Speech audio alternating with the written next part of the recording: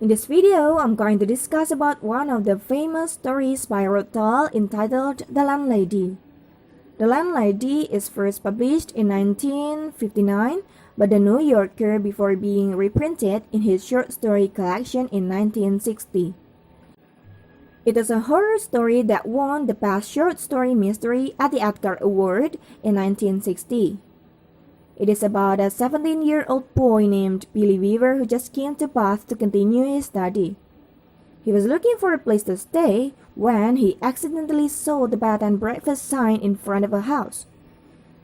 This house is surprisingly very cheap, and the landlady is acting surprisingly very nice toward him. Then, the story goes around the chit-chat of Billy and the landlady until in the end of the story, the landlady gave tea and biscuit to Billy and the tea is tasted like a bitter almond. Roald Dahl left the ending to be just like that, in which the reader may have different perspectives of what is going to be happen to Billy.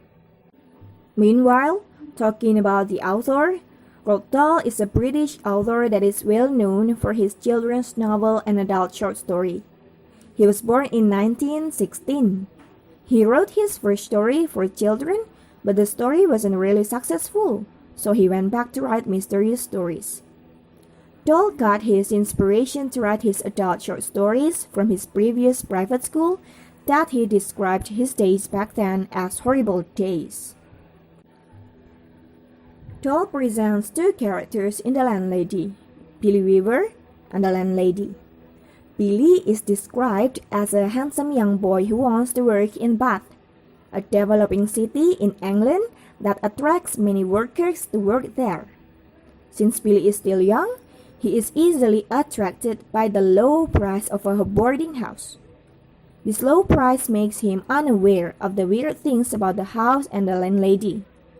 That the door is opened too quickly when he knocked the first time, and the price that is too low for such facilities, and then the house that is very quiet, although the landlady says that the other two visitors are there on the third floor, and then the stuffed parrot and dog, and the most important thing is that the tea tasted like a bitter almond. The character of Billy somehow represents the young Dahl who worked for a company right after he was graduated from Repton Private School. Dahl preferred to work for a company that will send him to a wonderful faraway places instead of continuing his study in university. Meanwhile, the character of the landlady is described as a mysteriously kind woman who acts surprisingly nice toward him, but deep inside, she has bad intention toward Billy. Moreover, Dahl brings the issue of trust and identity. The identity of the landlady is not even mentioned in the story, while the identity of Billy is fully described. The lack of identity of a particular person might show that this person might be dangerous and cannot be trusted. Even though the landlady acted very nicely toward Billy, she never introduced herself to Billy. It can be a sign that the landlady is trying to hide something. Besides, we can see that the story of the landlady is rather different from Dahl's other stories. Dahl used to present the world through children's point of view as in Charlie and the Chocolate Factory or Matilda.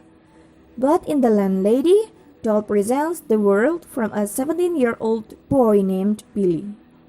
The similarity between Dahl's children's books and The Landlady is that Dahl tends to involve adult villain who mistreated children. As in Matilda, the adult villain is Mrs. Trunchbull, who acted cruelly towards children.